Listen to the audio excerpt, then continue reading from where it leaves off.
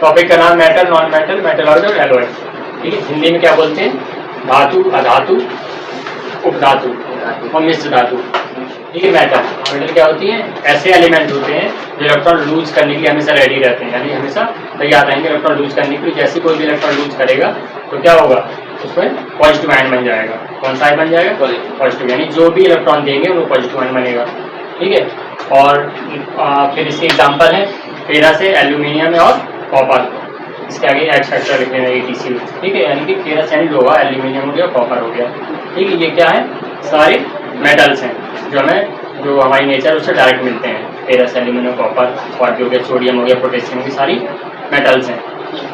और real life example की side में लिखे हुए रियल लाइफ एग्जाम्पल में स्टील फैक्ट्री में भी यूज होता है, कॉपर वायर बनाने में कॉपर यूज होगा।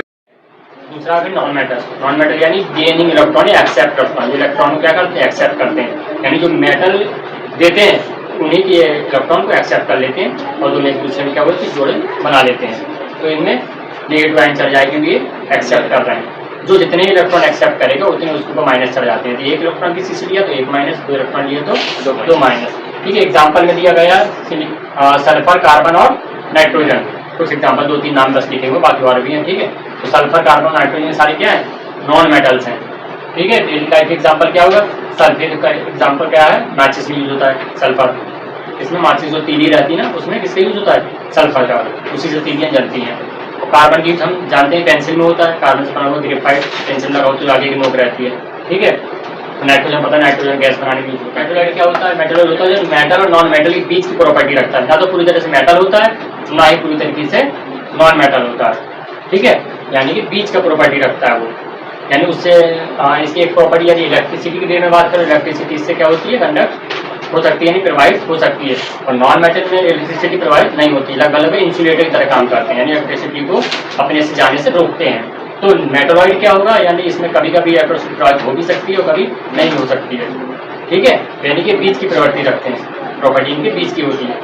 यदि इलेक्ट्रिसिटी प्रवाहित होगी तो बहुत ही स्लो या बहुत ही कम मात्रा में। ठीक है, बिल्कुल से बंद नहीं होगी, ना ही बहुत हाई रेट में प्रोवाइड होगी। इसके एग्जांपल है सिलिकॉन, जर्मेनियम, बोरान, आर्सेनिक वगैरह। ठीक है, रियल लाइफ में कहाँ का एग्जांपल होता है? जैसे आर्सेनिक का LED बल्ब में यूज होता है आर्सेनिक का। ठीक है, बोरान का यूज लॉन्ड्री वगैरह, प्रेस वगैरह में यूज किया जाता है। बोरान लगाने नीचे जो लगा होता है ना, जो गर्म नीचे तस्तरी जो गर्म होती है ना, उसके नीचे यूज किया जाता है। और सिलिकॉन का कहाँ यूज किया जाता है? कंप्यूटर वगैरह में सिलिकॉन की चिप बनती है, माइक्रोचिप जो कंप्यूटर लगती है, मोबाइल में जो चिप पहले आती थी सिलिकॉन की बन के आती थी, बैटरी सिलिकॉन की बन के आती थी। ठीक है, तो ये सिलिकॉन का यूज मोबाइल, कंप्यूटर, बैटरी वगैरह में होता है। ठीक है, तो लिथियम की बैटरी आने लगी जो बहुत अच्छी होती है, रात भर चार्ज में लगाने के बाद भी खतरा नहीं रहता है। स्मार्ट बैटरी आने लगी। ठीक है, तो सिलिकॉन में पहले बैटरी वगैरह चिप वगैरह में यूज होता था। एलॉय, एलॉय क्या है? एलॉय का मतलब है मिश्र धातु। मिश्र का मतलब है मिक्स करके जो बनी होती है। ठीक है, क्या करके? मिक्स करके, दो या दो से ज़्यादा धातुओं से मिलते हैं, मेटल से मिलकर बनी होगी। अब इसमें एक इंपॉर्टेंट शर्त क्या है? इंपॉर्टेंट शर्त है कि मेटल जरूर होगी, एक मेटल जरूर होगी, यानी मेटल और मेटल से मिलकर बन सकती है, मेटल और नॉन मेटल से मिलकर बन सकती है। ठीक है, दो मेटल भी हो सकते हैं, दो से ज़्यादा भी हो सकते हैं, दो नॉन मेटल भी हो सकते हैं और एक मेटल भी हो सकता है। ठीक है, तो मेटल एक मेटल जरूर होगा तो एलॉय कहलाती है। जैसे कि एग्जांपल ये ब्रॉन्ज हो गया, ब्रॉन्ज हो गया। ठीक है, यानी कि ब्रॉन्ज यानी बोलते हैं किसको हम? पीतल को। ब्रॉन्ज बोलते हैं कांसे को। ठीक है, तो पीतल होता है किससे मिलकर? मतलब कॉपर और जिंक से, इन दोनों के मिलने से पीतल बनता है। तो ब्रॉन्ज, कॉपर और टिन के मिलने से बनता है। डेला एग्जाम के आर्टेंसिल्स यानी कि बर्तन, पीतल के बर्तन और ब्रॉन्ज के सिल्वर मेडल, गोल्ड मेडल, तीनों, तो वो भी क्या होते हैं? इन्हीं से मिलकर बनते हैं। जो ब्रॉन्ज मेडल है तो वो एलॉय है, जो सिल्वर मेडल है वो क्या होगा? मेटल होगा। जो गोल्ड मेडल है वो भी मेटल होगा। ठीक है, अब फिर आ जाती है इनकी प्रॉपर्टी, आ जाती है फिजिकल प्रॉपर्टी कि इनके पास कौन कौन सी प्रॉपर्टी होती है। जैसे कि लस्टर हो गया। ठीक है, उसके बारे में नेक्स्ट स्लाइड में बात करेंगे। चलो ध्यान दो इधर। पिछली स्लाइड में देखा था क्या क्या मेटल नॉन मेटल के बारे में, बाकी में देखा था अपन ने क्या? एलॉयड और मेटल, मेटलॉइड एलॉय और मेटलॉइड के बारे में। ठीक है, यहाँ पर इसकी कुछ फिजिकल प्रॉपर्टीज के बारे में। कौन सी प्रॉपर्टीज है? फिजिकल प्रॉपर्टी, यानी फिजिकल प्रॉपर्टीज क्या होती है जो हमें ऊपर से दिखाई देता है, वो शो करें। ठीक है, और दूसरी property chemical properties. Chemical property क्या होती है? किसी साथ रिएक्शन करने के बाद क्या हमें प्रोडक्ट मिलता है, वो केमिकल प्रॉपर्टी कहलाती है। ठीक है, इनकी फिजिकल प्रॉपर्टी के बारे में यहाँ पर दिया गया है चार्ट में, मेटल और नॉन मेटल दोनों की। ठीक है, ये प्रॉपर्टीज की हुई है सारी। क्या क्या लिखा हुआ है? सबसे पहली प्रॉपर्टीज है लस्टर, फिर है hardness, malleability, ductility, conductivity, state, melting point and boiling point और डेंसिटी, ये कुछ इंपॉर्टेंट फैक्ट लिखे हुए इसके बाद में चर्चा करेंगे अपन लोग, ठीक है। ये मेटल्स, ठीक है, मेटल्स कैसी होती है, लस्टर कैसी होती है इसकी, शाइनिंग, लस्टर का मतलब होता है चमक, ठीक है। क्या धातु की जो चमक होती है वो मेटल्स में अधिकतर मोस्टली पाई जाती है। मोस्टली इसलिए लगा दी कि केमिस्ट्री में ज्यादातर एक्सेप्शन बहुत ज्यादा है, एक्सेप्शन समझते हो ना, एक आध दो चीजें मुझे एक्सेप्ट में आ जाती है, ठीक है, जो उसके कैटेगरी बाहर निकल जाती है, इसलिए हम मोस्टली लगाते हैं। तो ज्यादातर मोस्टली जो मेटल होती है वो शाइनिंग वाली होती है, यानी चमक होगी उसकी। जो नॉन मेटल होगी ज्यादातर वो कैसी होती है, डल होती है, यानी उनमें शाइनिंग नहीं पाई जाएगी, ठीक है। इसको छोड़ करके आयोडीन भी छोड़ करके, यानी आयोडीन ऐसा नॉन मेटल है जो शाइनिंग देता है, बाकी सभी मेटल शाइनिंग देते हैं, पर आयोडीन नॉन मेटल होके भी शाइन देता है, ठीक है। फिर दूसरा पॉइंट है हमारा हार्डनेस, हार्डनेस मतलब कठोरता, कितनी हार्ड है। ज्यादातर जो मेटल्स होती है वो कैसी होती है, हार्ड होती है। एक दो मेटल्स को छोड़कर कुछ एक्सेप्शन है, वो कौन कौन सी, सोडियम और पोटेशियम, यानी सोडियम ऐसा है और पोटेशियम ऐसा है जो हार्ड नहीं होता, सॉफ्ट होते हैं बहुत, यदि तुमने कभी देखा हो सोडियम पोटेशियम साबुन जैसे होते हैं, ठीक है, चाकू से काटा जा सकता है, क्लियर है। नॉन मेटल कैसी होती है, हार्ड नहीं होती, कैसी होती है, सॉफ्ट होती है। कुछ एक आध एक्सेप्शन उसमें भी है, कौन से हैं, जैसे डायमंड, डायमंड तो जानते हो दुनिया के सबसे हार्ड नॉन मेटल, मेटल है हार्ड, सबसे हार्ड नॉन मेटल है डायमंड, दुनिया का सबसे हार्डेस्ट है, ठीक है। बाकी सब नॉन मेटल सॉफ्ट होंगे, ठीक। तीसरा पॉइंट डक्टिलिटी, डक्टिलिटी होती है, यानी सॉरी तीसरा पॉइंट मैलेबिलिटी है, ठीक। मैलेबिलिटी होती है किसी को पीट पीट के उसका चादर बना देना है, चादर जैसे शीट बना देना है, सेल आगे। जैसे मान लो कोई हमारे पास इतना टुकड़ा है, जैसे किसी मेटल का नाम ले लिया सोना चांदी को, तो पीट पीट के ऐसी परत जैसे बन जाती है, शीट टाइप बन जाती है ना, चौड़ी सी, वो कहलाती है मैलेबिलिटी। मैलेबिलिटी मतलब किसी को शीट बना देना, चौड़ी शीट कर देना, ठीक है। तो किसके पास वो क्षमता होती है, एक्टिव वो होती है मेटल्स के पास, नॉन मेटल के पास वो क्षमता नहीं होती है, यानी नॉन मेटल से पीट हो गया आप तो क्या हो जाएगी, ब्रिटल, यानी कि टूट जाएगी, टुकड़े टुकड़े में बढ़ जाएगी, लेकिन शीट खींच के नहीं बनेगी, ठीक है। तो इसमें होता है मेटल्स में ये पाई जाती है, मैलेबिलिटी पाई जाती है। एक्सेप्शन कौन सा, एक्सेप्शन कुछ बोलते हैं इसमें भी। बाकी डक्टिलिटी है, डक्टिलिटी मतलब होता है वही चीज, यानी उनको पीट पीट के यानी खींच के तार बना देना, जब पीट के चद्दर बन सकती है, जब उसमें इलास्टिसिटी पाई जा रही है तो चद्दर भी बन सकता है, और जो लंबा खींच तो उसका तार भी बन सकता है, तो डक्टिलिटी मतलब होता है खींच के तार बना देना, तो मेटल में ये सारी क्वालिटीज पाई जाती है, खींच के तार बन सकता है, ठीक है। बल्कि नॉन मेटल में ये चीज नहीं पाई जाएगी, पीट के शीट नहीं बनाया जाएगा तो खींच के तार भी नहीं बना सकते हैं, बहुत ब्रिटल हो जाएगी, टूट जाएगी, ठीक है।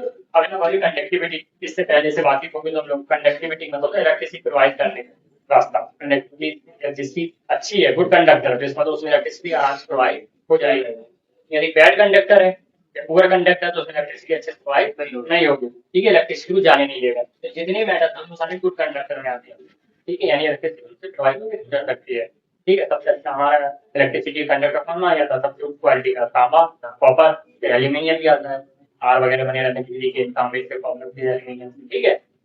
तो इसमें नॉन मेटल्स क्या होती है, ये पुअर कंडक्टर होते हैं, ये बिजली प्रोवाइड होने से रोकते हैं, ठीक है। एक्सेप्शन कौन सा, ग्रेफाइट, ग्रेफाइट एक ऐसा नॉन मेटल है जो कि गुड कंडक्टर होता है। ग्रेफाइट जानते हो ना, कहाँ पे लगा होता है, पेंसिल है, नोट के आगे जो लगा होता है वही ग्रेफाइट है, क्या नॉन मेटल है, लेकिन भी कैसा है इलेक्ट्रिसिटी का गुड कंडक्टर। बाकी सब नॉन मेटल्स गुड कंडक्टर थे और नॉन मेटल्स पुअर कंडक्टर थे, ठीक। फिर स्टेट, स्टेट का अवस्था, किस अवस्था में ज्यादातर मेटल पाए जाते हैं, तो मोस्टली मेटल जो होती है किस अवस्था में पाई जाती है हमारी, सॉलिड में, यानी ठोस ही होंगे ज्यादातर, एक आधो को छोड़ के। एक्सेप्शन कौन सा है, मरकरी, मरकरी जानते हो, मरकरी लिक्विड में पाया जाता है, ठोस नहीं होता, लेकिन तो क्या है मेटल, ठीक है। उसके बाद नॉन मेटल्स में हमारी तीनों स्टेट्स में पाई जाती है, सॉलिड भी, लिक्विड भी और गैस, ठीक है, तीन स्टेट मिलेंगे। एमपी और बीपी यानी मेल्टिंग पॉइंट और बॉइलिंग पॉइंट। अब ये दोनों क्या होते हैं, मेल्टिंग पॉइंट होता है किसी वस्तु कितने टेम्परेचर पर मेल्ट हो जाए, कोई वस्तु है यानी कि सॉलिड है, कोई सॉलिड ही मेल्ट होगी, ठीक है, मेल्ट होकर लिक्विड बन जाए, यानी कोई सॉलिड मेल्ट होने के बाद, पिघलने के बाद क्या बन जाए, लिक्विड बन जाए, वो कितने टेम्परेचर पर बन रही है, तो जो स्पेसिफिक टेम्परेचर होगा, मान लो 100 डिग्री पे बन रही है या 37 डिग्री पे बन रही है, जितनी डिग्री सेंटीग्रेड पर बनेगी वही उसका कौन सा पॉइंट होगा, मेल्टिंग पॉइंट होगा। मेल्टिंग पॉइंट क्या होगा, सॉलिड से लिक्विड में जितने भी टेम्परेचर बदल जाए भाई उसका मेल्टिंग पॉइंट कराएगा। बॉइलिंग पॉइंट क्या होता है, बॉइलिंग पॉइंट होता है यानी कोई लिक्विड है उसको हम बॉइल करेंगे तो क्या बनेगा, वो स्टीम बनेगा, यानी गैस बनेगा, भाप बनेगा। बॉइल किसको करेंगे, बॉइल तो लिक्विड भी किया जाएगा, फिर कोई लिक्विड यानी हम पानी को मान लो गर्म कर रहे हैं, कितने डिग्री पर वो भाप बनने लगेगा, मान लो 100 डिग्री पर भाप बन जाता है पानी, तो पानी का पीपी कितना हो गया बॉइलिंग पॉइंट, 100 डिग्री सेंटीग्रेड, ठीक है। तो ये बॉइलिंग पॉइंट होता है, यानी किसी सॉलिड को लिक्विड में बदलने के जितना टेम्परेचर चाहिए वो मेल्टिंग पॉइंट, और किसी लिक्विड को गैस में चेंज होने के लिए जितना टेम्परेचर चाहिए वो बॉइलिंग पॉइंट। क्लियर हो गया। तो ज्यादातर मेटल्स जो वॉल्यूम और मैग्नेटिक पॉइंट होते हैं वो हाई होते हैं, वो ठोस होते हैं, जो ठोस चीज होगी तो पिघलने में टाइम लगेगा, वो गैस बनने में टाइम लगेगा। क्लियर है ना? गैस ज्यादातर ये बनेगी नहीं, क्यों? क्योंकि ये ज्यादातर गैसी होती है, सॉलिड, और सॉलिड होगा तो उसमें एम्पी पाया जाएगा, बी तो लिक्विड पाया जाता है, तो वो लिक्विड ही बॉइल होगा, फिर मरकरी को छोड़ के, ठीक है, एक्सेप्शन है। तो ज्यादातर के क्या होते हैं, इनके मेटल्स के जो एमपीबीपी होते हैं वो हाई होते हैं, क्योंकि सॉलिड है, ठीक है। किनको छोड़कर सिर्फ सोडियम पोटेशियम वगैरह को छोड़कर, क्योंकि मैंने ऊपर बताया सोडियम पोटेशियम कैसे होते हैं, सॉफ्ट होते हैं, ठीक है, उनके उनको पिघलाने में भाप बनाने में भी कम समय लगेगा, जैसे एमपीबीपी उनके लो होंगे, ठीक है, जिसमें जितने ज्यादा समय लगेगा उतने हाई होंगे, ठीक है। तो सोडियम पोटेशियम और गैलियम सीरियम, इनके जो एमपीबीपी होते हैं थोड़ा स्लो होते हैं, हाई होंगे। अब नॉन मेटल में क्या होंगे, मेटल के हाई, नॉन मेटल सभी के लो होंगे। इसको छोड़कर से डायमंड छोड़ करके, डायमंड या तो सॉलिड है, या तो सॉलिड है, उसको कितना में वक्त लगेगा, तो उसका मेल्टिंग पॉइंट बहुत हाई होगा, ठीक। इसके बाद आ जाते हैं हमारी डेंसिटी। अब डेंसिटी क्या चीज है? डेंसिटी होती है हमारी, फॉर्मूला होता है मास बटे वॉल्यूम, यानी एक यूनिट वॉल्यूम में कितना मास है, वो हमारी क्या कहलाती है? डेंसिटी। तो डेंसिटी होनी चाहिए अभी ज्यादा होगी जो ठोस होंगे, डेंसिटी क्या होती है? मास बटे वॉल्यूम, यानी एक वॉल्यूम में, यानी ये जितनी जगह घेर रहा है उतनी जगह कितना उसका मास आ जा रहा है, डेंसिटी, मास पर यूनिट वॉल्यूम, ठीक है। तो ज्यादा इनकी क्या होगी? हाई होगी, सिर्फ सोडियम पोटेशियम हो जाते हैं, सॉफ्ट होते हैं, सॉफ्ट होकर हल्के होंगे, ठीक है। नॉन मेटल होती लो होगी, ठीक। तो ये सात इसको पॉइंट होगा 1 2 3 4 5 6 7 8 8 पॉइंट टोटल, इसका प्रॉपर्टी मेटल और नॉन मेटल दोनों एक ही में चार्ट में क्लियर हो गई, ठीक है। आर्किटेक्चर भी आगे बनेंगे तो देख लेना उसको। अब लिक्विड इन रूम टेम्परेचर पर कौन सी ऐसी चीज है जो लिक्विड होती है रूम टेम्परेचर पर? मेटल्स में ऐसी कौन सी मेटल्स है जो रूम टेम्परेचर पर क्या होती है? लिक्विड होती है। आपने देखा बाकी सारी मेटल्स कैसी होती हैं? सॉलिड। कौन सी मेटल्स है ऐसी? मरकरी। मरकरी ऐसी मेटल जो रूम टेम्परेचर पे क्या होगी? लिक्विड अवस्था में पाई जाती है, बाकी सारी सॉलिड होते हैं, ठीक है। अगला फैक्ट क्या है? वायर या जो बनाने की क्वालिटी होती है, किसी चीज के वायर बनाने की क्वालिटी, वो क्या कहलाती है? डक्टिलिटी कहलाती है, ठीक है। और किसी पीट के जो शीट बनाने की क्वालिटी होती है वो मेलेबिलिटी कहलाती है, ठीक है। अब कौन सा ऐसा नॉन मेटल है जो गुड कंडक्टर इलेक्ट्रिसिटी का? बाकी सभी मेटल जो कंडक्टर होते हैं, नॉन मेटल पुअर कंडक्टर होते हैं, बट ग्रेफाइट एक ऐसा नॉन मेटल है जो कि गुड कंडक्टर इलेक्ट्रिसिटी से इलेक्ट्रिसिटी हो सकती है, ठीक है। तो ये एक्स्ट्रा फैक्ट हो गया, ये दो तीन एक्स्ट्रा फैक्ट ध्यान में रखना है। क्लियर होगी बात?